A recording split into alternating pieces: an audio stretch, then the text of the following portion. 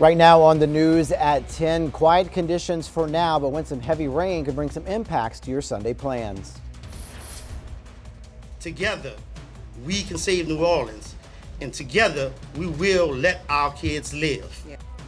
Plus, a rally cry from a community fed up with the killings, how the parents of a little boy taken away are leading the charge. And we're heading in the right direction with new COVID infections, but one group is trailing behind. What's being done to get teen infection rates back on track? Live, local, late breaking. This is WDSU News at 10.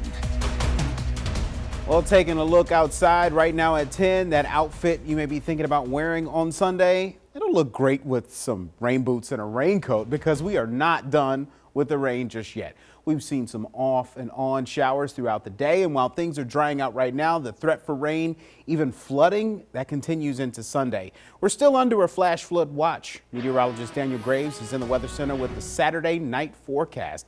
Daniel, what's it looking like?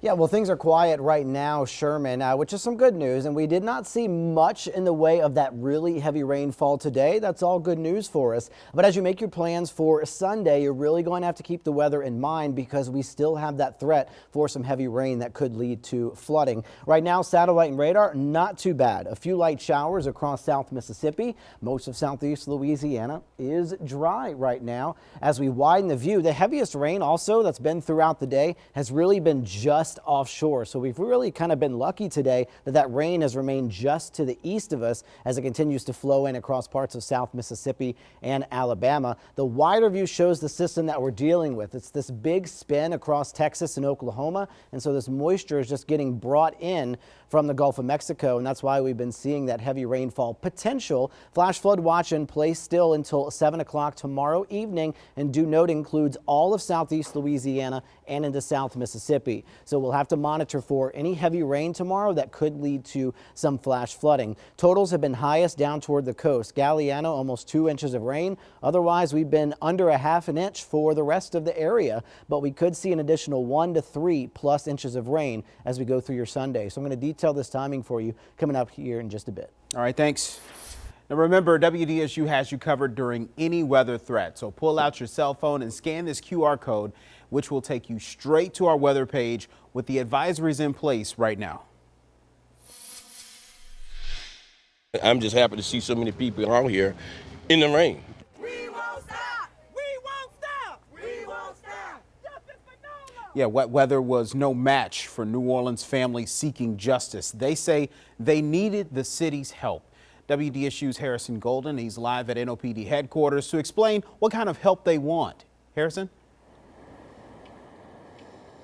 Well, Sherman, they want people to talk, especially people who have witnessed gun violence firsthand, and they want those people to talk to police because they say too little talking has left too many shootings unsolved, and so to spread their message for talking, they're walking.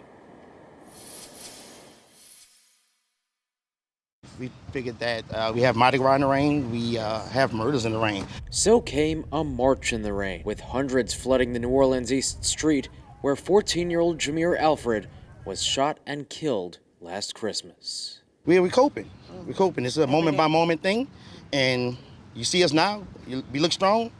We cut the cameras off, and it's all over. But we're coping, just like everybody else out here. Jameer's father, John Alfred, is coping with help from other parents who have lost kids to gun violence. You all don't understand what it is to lose a child. Kanisha Martin's only daughter, 16-year-old Kaylin Ward, died in a shooting 6 years ago.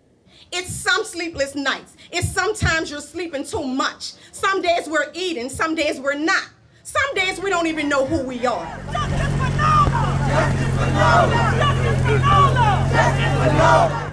While not everyone has felt their kind of loss, those who rallied say it's everyone's job to prevent more pain. It is time for the city of New Orleans to remove the term snitch from its lexicon because you are letting a few control our entire city. You are just as guilty when you have your child at home that has killed my child. Amen. And you don't turn him in. Amen. You should be able to ride your bike around your community the same way I did. He can't do that. He can't do that because we have all made a collective choice in this town to be quiet when it is time to stand up. And with the case of Jameer Alfred's murder still unsolved, his parents say the time to stand is now. Yeah, this is hard, but I mean, it has to happen. Yeah. It has to happen. Pain and all, it has to happen.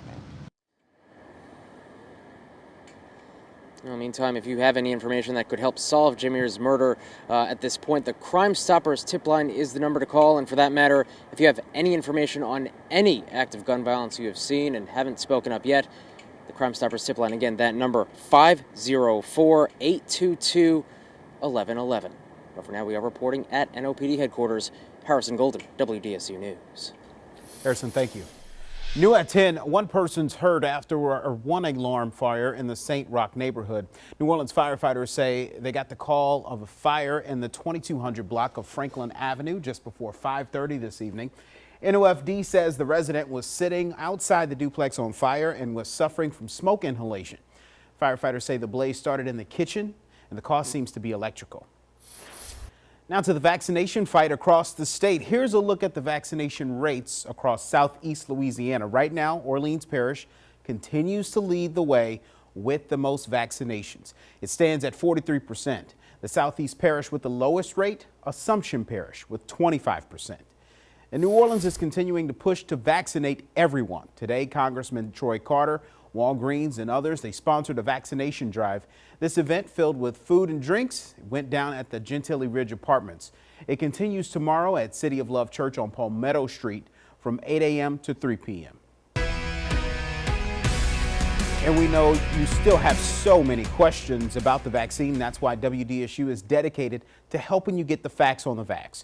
Tonight, our WDSU medical editor, Dr. Corey Hebert, is answering your questions about the vaccine. Here's Sula Kim with one of those viewer questions. Christy has a question about traveling. She says, I am fully vaccinated and would like to travel in the USA. How safe is it to travel by plane? What precautions should I take?